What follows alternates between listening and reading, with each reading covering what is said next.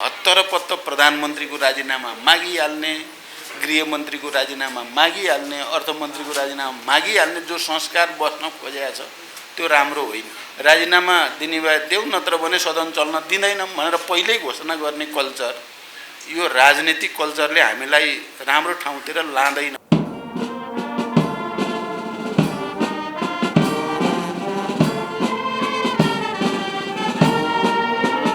प्रधानमन्त्री, गृहमन्त्री, अर्थमन्त्रीलाई स्पष्टीकरण राम्रोसँग दिने मौका पनि नदिनकन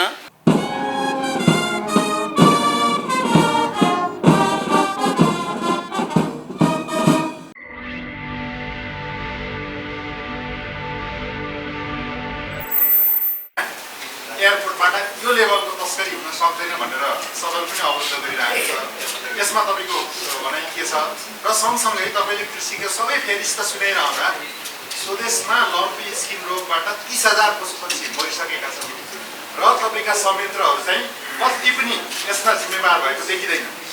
यो रोग नियन्त्रणका लागि कति पनि जिम्मेवार भएको। पहिलो कुरा, म अहिले चाहिँ अब इटालीमा राष्ट्रसङ्घको खाद्यसँग सम्बन्धित कार्यक्रममा सहभागी भएर आएको हुनाले मैले तपाईँहरूले प्रश्न यसैसँग सोध्नु होला सम्बन्धित भएर भनेको, अर्को सोध्नुभयो। अब म साथीहरूसँग कुराकानी गर्छु। एउटा चिज भने, अब मैले प्रश्न भन्नुपर्छ, राजनीतिक उद्देश्यको निम्ति हत्तरपत्त प्रधानमन्त्रीको राजीनामा मागिहाल्ने, गृहमन्त्रीको राजीनामा मागिहाल्ने, अर्थमन्त्रीको राजीनामा मागिहाल्ने जो संस्कार बस्न खोजेको छ त्यो राम्रो होइन। प्रधानमन्त्री, गृहमन्त्री, अर्थमन्त्रीलाई स्पष्टीकरण राम्रोसँग दिने मौका पनि नदिनकन राजीनामा दिने भए देऊ, नत्र भने सदन चल्न दिँदैनौँ भनेर पहिल्यै घोषणा गर्ने कल्चर, यो राजनीतिक कल्चरले हामीलाई राम्रो ठाउँतिर लाँदैन। म यति भन्न चाहन्छु। अरू घटनाक्रम के भएको छ भन्ने कुरा मैले उपप्रधानमन्त्रीजीहरू, मन्त्रीहरूसँग कुरा गरिसकेपछि मात्रै अनि भन्न सक्छु मैले। पहिलो कुरा। अब दोस्रो कुरा, लम्की स्किनको बारेमा हामी पहिले पनि क्याबिनेटमा पनि र मन्त्रालयमा पनि हामी लगातार छलफल गरेर धेरै हदसम्म तपाईँले भने जस्तो स्थिति होइन। यो रोग फैलियो, हामीले चाहिँ सामान्य अनुमान गरे भन्दा बढी फैलियो, त्यो साँचो कुरा हो। तर सरकारको तर्फबाट त्यसको निदानको लागि पनि त्यत्तिकै प्रयास भएको छ र हजारौं गाईबस्तुहरू चाहिँ भ्याक्सिनबाट, उपचार प्रक्रियाबाट सन्चो पनि भएका छन्। अर्को पक्ष त्यो पनि हो। तर हामी सबै मिलेर यसलाई निदान गर्नको लागि अझै मेहनत गर्नुपर्छ भन्ने कुरा पनि साँचो हो। अब अहिले कृषि मन्त्री पनि मसँग नै हुनुहुन्थ्यो उता नै। उहाँले चाहिँ जानु अगाडि लम्की स्किनको चाहिँ रोकथामको निम्ति मैले भनेको पनि थिएँ, हामीले क्याबिनेटमा छलफल गरेका पनि थियौँ र धेरै मेहनत गरिएको छ। यो कुरा पनि पत्रकार साथीहरूले बुझिदिन पर्यो। दोस्रो तेस्रो के भन्नु पर्यो। अब त्यसकारण अरू कुरा त अब तपाईँहरूलाई थाहा छँदैछ। एउटा के कुरा हो भने, अहिले हामी बडो उपयुक्त समयमा संयुक्त राष्ट्रसङ्घको एउटा महत्त्वपूर्ण फोरम एओको र त्योसँग सम्बन्धित अरू फोरममा गएर सक्रियतापूर्वक, अझ 2 दिन त यस्तो थियो कि त्यहाँ संसारभरिका अब राष्ट्रपति, सरकार प्रमुख, सबै मन्त्रीहरू त खचाखच हलमा थियो। त्यहाँ नेपालै नेपाल देखिन्थ्यो। किनोट स्पिकरले नेपालकै सुरु गर्दाखेरि पनि नेपालकै, सबै नेपालकै हुँदा त्यसले चाहिँ राम्रो सन्देश चाहिँ विश्वभरि प्रवाहित भएको छ।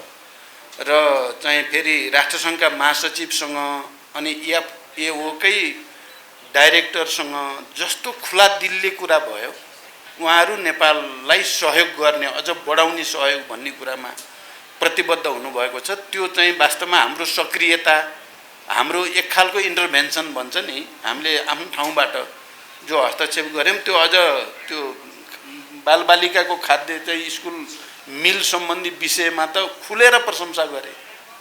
मैले बोलेर तल झल्न पाएको छैन, बधाई दिनेको ताती भयो, यही हो गर्नुपर्ने भने जस्तो भयो। र पछिका मिटिङहरू पनि, शेख हसिनासँगको मिटिङ पनि अनि डाइरेक्टरसँगको मिटिङ पनि त्यसरी नै नेपालको राष्ट्रिय हितमा महत्त्वपूर्ण चाहिँ बैठक भएको मैले महसुस गरेको छु।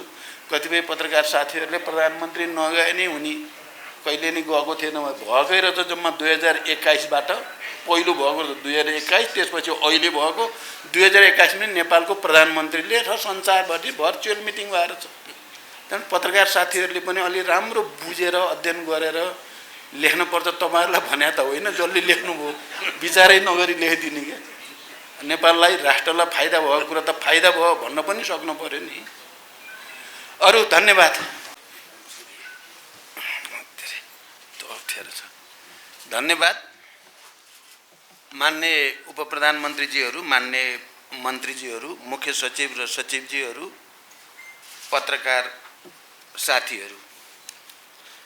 संयुक्त राष्ट्र सङ्घ, इटाली सरकार र रोम स्थित खाद्य तथा कृषि सङ्गठन FAO, विश्व खाद्य कार्यक्रम WFP र कृषि विकासका लागि अन्तर्राष्ट्रिय कोष IFAD द्वारा यही 23 जुलाई 24 देखि 26 सम्म इटालीको रोममा आयोजित the united nation food system summit +2 stock taking मोमेन्टमा नेपालको प्रतिनिधित्व गरी भर्खरै फर्केको यस अवसरमा यहाँहरूसँग यो पत्रकार सम्मेलनमा नेपालको सम्मेलनमा नेपालको सहभागिता र सम्मेलनको अवसरमा भएका द्विपक्षीय भेटघाटका सम्बन्धमा कुरा राख्न पाउँदा खुसी लागेको छ।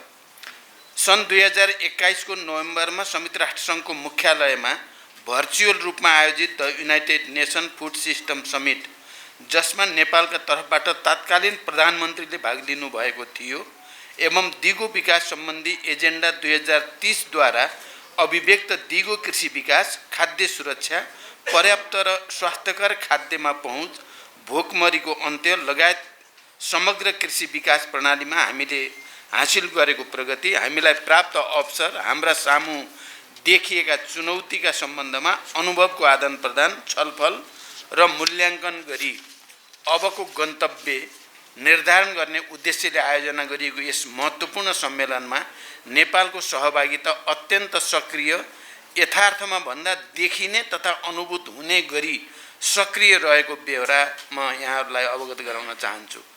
उक्त अवसरमा जुलाई 24 मा सम्पन्न सम्मेलनको उद्घाटन समारोह अफिसियल ओपनिङमा नेपाल सरकार प्रमुख तथा अति कम विकसित राष्ट्र LDC को चेयरका हैसियतमा सम्बोधन गर्नुका साथै जुलाई 25 मा आयोजित सम्मेलनको अत्यन्त महत्त्वपूर्ण सत्रको रूपमा हेरिएको food system transformation in practice, success, challenge and the way फरवर्डमा मैले नेपालको प्रतिनिधित्व गर्दै की स्पिकरको रूपमा सम्बोधन गरेको यहाँहरूलाई अवगत गराउन चाहन्छु। साथै सम्मेलनको अर्को महत्त्वपूर्ण सत्र प्लेनरी सेसन अन स्कुल मिललाई पनि नेपालको सरकार प्रमुखको हैसियतमा मैले सम्बोधन गरेँ। माननीय कृषि मन्त्री लगायत मेरो प्रतिनिधिमण्डलका अन्य सदस्यहरूको पनि सम्मेलनका अन्य सत्रहरूमा सक्रिय सहभागिता रहेको थियो। 24 जुलाईमा सम्पन्न उद्घाटन सत्रलाई सम्बोधन गर्ने क्रममा मैले खाद्य सुरक्षा, पर्याप्त र सुरक्षित र स्वास्थ्यकर खाद्यमा सहज पहुँच, दिगो कृषि विकास, गरिबी निवारण, भोकमरीको अन्त्य लगायतका एजेन्डा 2030 ले निर्देश गरेका उद्देश्य प्राप्त गर्नमा अति कम विकसित राष्ट्रहरूले भोग्नु परेका समस्याहरू LDC को चेयरम्यानको हैसियतमा अन्तर्राष्ट्रिय समुदाय समक्ष राखेँ। साथै अति कम विकसित मुलुकहरूका करोडौंको सङ्ख्यामा रहेका जोखिममा परेका नागरिकहरूलाई आशाको दियो सञ्चार गर्नका लागि अन्तर्राष्ट्रिय समुदायले सामूहिक प्रतिबद्धता देखाउनु पर्ने खाँचो पनि मैले प्रष्ट पारेको छु। विश्वव्यापी रूपमा देखा परेको जलवायु परिवर्तनलाई थेग्ने दिगो र भरपर्दो उत्पादकत्व वृद्धिका लागि विशेष गरी साना कृषकहरूको लागि प्रविधि, मल, बजार, पुँजीमा सहज पहुँचको सुनिश्चितता गर्न आवश्यक रहेको विषयलाई जोडदार रूपमा राखेको छु। उद्घाटन सत्रमा संयुक्त राष्ट्र सङ्घका महासचिव, आयोजक प्रमुख इटालीका प्रधानमन्त्री तथा अन्य मुलुकका राष्ट्र प्रमुख तथा सरकार प्रमुखहरूले समेत सम्बोधन गर्नुभएको थियो। सोही दिन बिहान आयोजित स्कुल मिलसँग सम्बन्धित प्लेनरी सेसनमा बोल्दै मैले स्कुल मिलका सम्बन्धमा नेपाल सरकारबाट भएका प्रयासहरू अन्तर्राष्ट्रिय समुदाय समक्ष राखेको थिएँ। यहाँहरूलाई अवगत नै छ, स्कुल फिडिङमा नेपालको अनुभव यथार्थमा नै सफल अनुभव रहेको छ। नेपाल सरकार र WFP को सहकार्यमा सञ्चालित यस कार्यक्रमबाट 33 लाखभन्दा बढी बालबालिका लाभान्वित भएका छन्। यो कार्यक्रमबाट विद्यार्थीहरूको भर्ना सङ्ख्या, हाजिरी र उनीहरूको सिकाइको स्तरमा उल्लेख्य परिवर्तन भएको छ। गत 5 वर्षमा हामीले दिवा खाजा कार्यक्रमको बजेटमा 4 गुणाले वृद्धि गरेका छौँ। यसै वर्ष पनि यो तथ्यलाई आत्मसात गर्दै शिक्षा क्षेत्रको सम्पूर्ण बजेटको 6% यस कार्यक्रमका लागि छुट्याइएको छ। यो क्षेत्रमा नेपालले लिएको अग्रसरताप्रति अन्तर्राष्ट्रिय जगतले प्रशंसा गरेको छ। साथै WFPले यस क्षेत्रमा थप सहयोग गर्ने तत्परता पनि व्यक्त गरेको छ। यो सम्मेलनको अत्यन्त महत्त्वपूर्ण सत्रको रूपमा लिएको food system transformation in practice, successes, challenges and the way forward, जुन दोस्रो दिनको बिहान आयोजना भएको थियो, सो प्लेनरी सेसनलाई मैले कीनोट स्पिकरको रूपमा सम्बोधन गरेँ। सो क्रममा मैले यो सम्मेलनले सन् 2021 मा आयोजित फुड सिस्टम समिट पश्चात समग्र खाद्य प्रणाली तथा कृषि क्षेत्रको विकासमा भएका कार्यहरूको समीक्षा गर्दै अबको बाटो तय गर्न हामीलाई मार्गदर्शन गर्ने कुरा हामीले व्यक्त गर्यौँ। मैले अन्तर्राष्ट्रिय समुदाय समक्ष नेपालको संविधान धारा 36 ले प्रत्याभूत गरेको सम्पूर्ण नेपालीको खाद्य सम्बन्धी हक सुनिश्चित गर्न सरकार दृढ रहेको र सरकारले food system transformation strategic plan 2022 देखि 2030 तयार गरेको र त्यसलाई प्राथमिकताका साथ कार्यान्वयनमा लैजाने धारणा व्यक्त गरेँ। कृषि उत्पादकत्व वृद्धि गर्ने, स्थानीय कृषिलाई सपोर्ट गर्ने, स्टोरेज सिस्टम सुधार गर्ने, कृषि पूर्वाधार विकासको लागि पब्लिक प्राइभेट पार्टनरसिपमा जोडिने जस्ता विषयहरू उक्त रणनीतिक योजनामा समाविष्ट भएको बारे पनि अन्तर्राष्ट्रिय समुदायलाई अवगत गराइयो। औपचारिक कार्यक्रमहरूका अतिरिक्त सम्मेलनका दौरानमा अत्यन्त महत्त्वपूर्ण द्विपक्षीय भेटवार्ता तथा संवादहरू भएका छन्। सम्मेलनको साइडलाइनमा संयुक्त राष्ट्रसङ्घका महासचिव महामहिम एन्टोनियो गुटेरेससँग भेटघाट तथा छलफल भएको यहाँहरूलाई अवगत गराउन चाहन्छु। सो अवसरमा संयुक्त राष्ट्रसङ्घ र नेपाल बीचको सहकार्य तथा सहयोग, विश्व शान्तिमा नेपालले पुर्याएको योगदान, मल्टिल्याटरलिजम, क्लाइमेट चेन्ज, गरिबी निवारण तथा खाद्य सुरक्षा जस्ता विषयमा छलफल भएको थियो। उक्त अवसरमा मैले उहाँलाई उपयुक्त समयमा नेपाल भ्रमण गर्नका लागि निमन्त्रणा गरेको छु र सो निमन्त्रणालाई उहाँले सहर्ष स्वीकार गर्नुभएको छ। उहाँ नेपालप्रति चासोका साथ जानकारी राख्ने शुभचिन्तक रहेको बारे यहाँहरूलाई जानकारी नै छ। उहाँ छिटै नै नेपाल आउने प्रतिबद्धता व्यक्त गर्नुभएको छ। यसैगरी खाद्य तथा कृषि सङ्गठन FAO का डाइरेक्टर जनरल डाक्टर चु दोन्ग्यू, विश्व खाद्य कार्यक्रम WFP का एक्जिक्युटिभ डाइरेक्टर मिसेज क्लिन्डी हेन्सले म्याकेन र कृषि विकासलाई अन्तर्राष्ट्रिय कोषका प्रेसिडेन्ट डाक्टर अल्भारो लारियोसँग समेत भेटघाट तथा छलफल भयो। उक्त छलफलहरू नेपालको ती सङ्गठनहरूसँगको सहयोग तथा विकास साझेदारी, नेपालमा ती सङ्गठनहरूको सहयोगमा सञ्चालित आयोजनाहरूको कार्यान्वयन, नेपालको कृषि विकास, ग्रामीण विकास, खाद्य सुरक्षा, गरिबी निवारण तथा ती सङ्गठनहरू अब हुने साझेदारी तथा सहयोगका सम्बन्धमा केन्द्रित रहेका थिए। यहाँहरूलाई अवगत नै छ, FAO, WFP, IFAD तीनै सङ्गठनले नेपालको कृषि विकास, ग्रामीण विकास, खाद्य सुरक्षा, गरिबी निवारण, महिला किसानहरूको जीवनस्तर सुधार जस्ता विषयमा लामो समयदेखि नेपालसँग सहकार्य गर्दै आएका छन्। यस सन्दर्भमा खास गरी FAO का डाइरेक्टरले त तुरुन्त नै नयाँ आयोजना नेपालमा ल्याउने र उत्पादन वृद्धिमा विशेष सहयोग गर्ने प्रतिबद्धता व्यक्त गर्नुभएको छ। सम्मेलनको दौरानमा बङ्गलादेशका प्रधानमन्त्री महामहिम शेख हसिनासँग महत्त्वपूर्ण द्विपक्षीय भेटघाट भएको छ। यहाँहरूलाई अवगत नै छ, नेपाल र बङ्गलादेश बीच अत्यन्त सुमधुर र मैत्रीपूर्ण सम्बन्ध रहिआएको छ। सो भेटघाटमा नेपाल र बङ्गलादेश बीचको मैत्रीपूर्ण सम्बन्ध, आपसी सहयोग, क्षेत्रीय सहयोग, अन्तर्राष्ट्रिय मञ्चहरूमा नेपाल र बङ्गलादेश बीचको सहकार्य जस्ता विषयहरूमा हार्दिक र सौहार्दपूर्ण छलफल भएको थियो।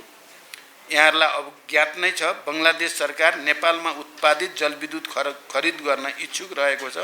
आर्थिक अन्तर्निर्भरताको यो अत्यन्त महत्त्वपूर्ण आयाम अब कार्यान्वयनको चरणमा रहेको छ।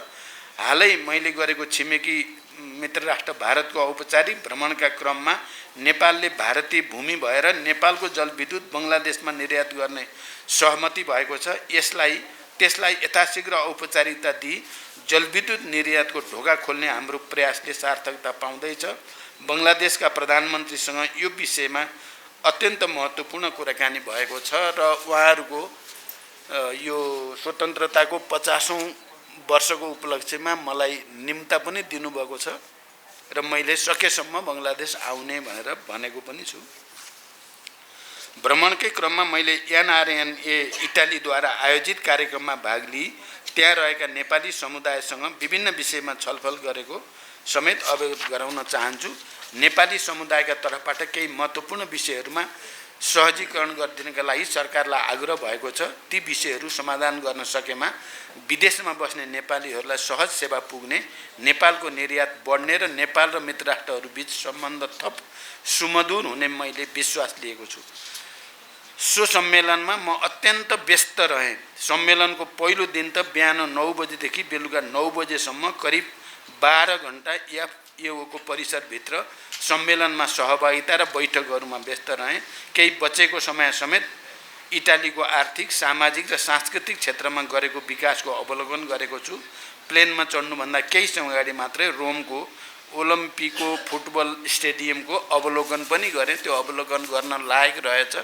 फुटबल क्षेत्रमा उनीहरूले गरेको प्रगतिबाट हामीले पनि सिक्न सकिने धेरै कुरा भएको महसुस गरियो।